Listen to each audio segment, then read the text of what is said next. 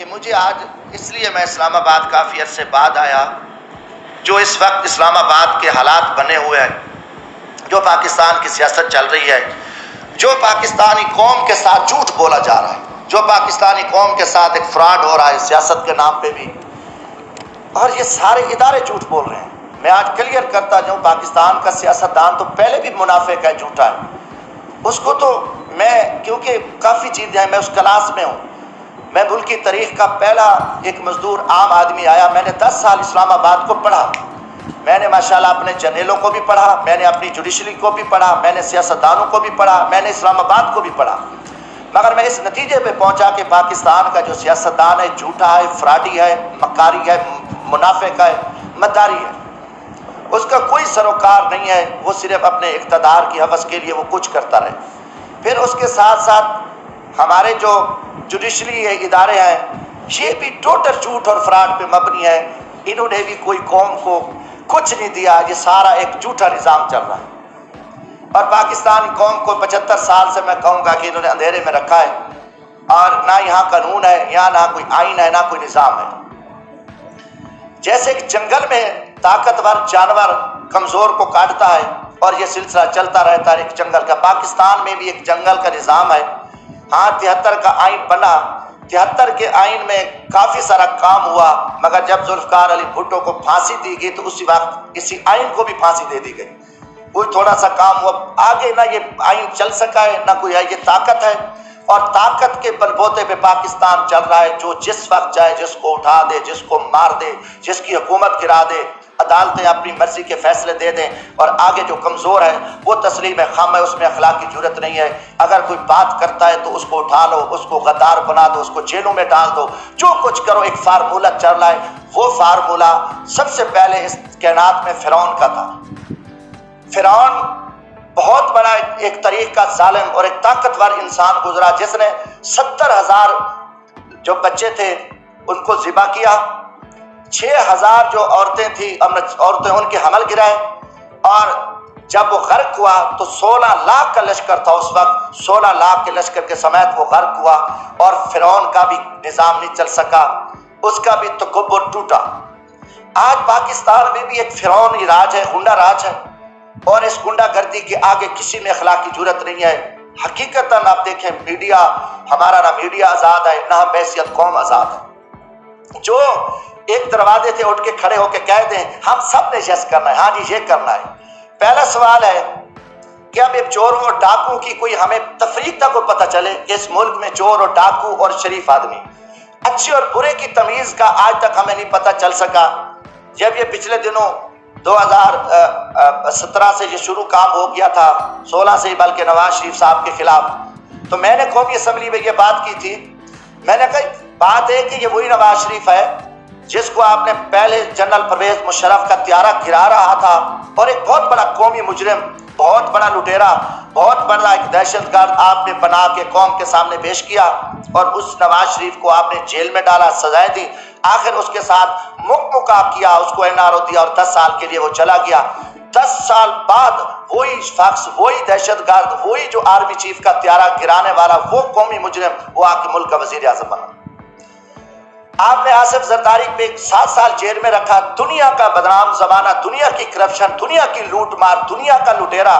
سرے محل، وہ ساری گینگ، آصف زرداری اتنا بڑا لٹیرا، 7 سال کا مجرم، 7 سال بعد رہا ہوتا ہے، وہ صدر پاکستان بنتا ہے۔ اس کے بعد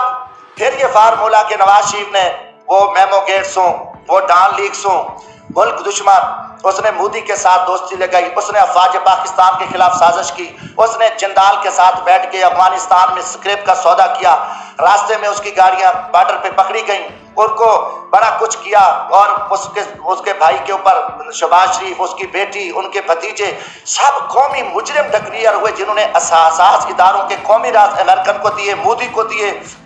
ان کی نوازی کی، شادی میں اس نے شرکت کی، اس کو، اور اربوں کا وہ مجرم ہے۔ اب اس کو آپ پکڑ لیتے ہیں، اچانک وہ مجرم، اس کی سپریم کورٹ بیٹھتی ہے، سزائیں ہو جاتی ہیں، نائل ہو جاتے ہیں، وہ بیمار ہوتا ہے، اس کو ماضی کی طرح بھگا دیتے ہو۔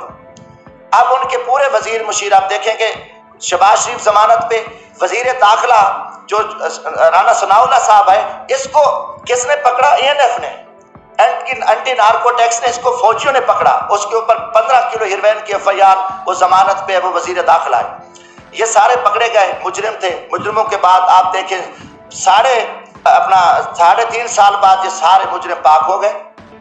ساری چیزیں ختم ہو گئی۔ اچانک مکمکا ہوتا ہے، اچانک سودے بازی ہوتی ہے، اچانک عدم اعتماد آ جاتا ہے، اور وہ سارے چور لٹیرے جو افواج پاکستان کے خلاف گالیاں دینے والے، قومی راز دینے والے، پاکستان کو لوٹنے والے، وہ گینگز آ کے وہ وزیر اعظم بھی بن جاتا ہے شہباز شریف، اس کی پوری ٹیم بھی آ جاتی ہے، اب نواز شریف بھی پاک ہے۔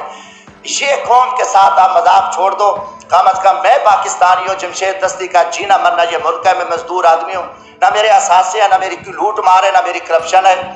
میں پاکستان کی عزت کے لیے، اس ملک کی بقا کے لیے میں بولوں گا، چاہے وہ کوئی جنرل ہو، فوجی، چاہے وہ عدلیہ کا چیف جسٹس ہو،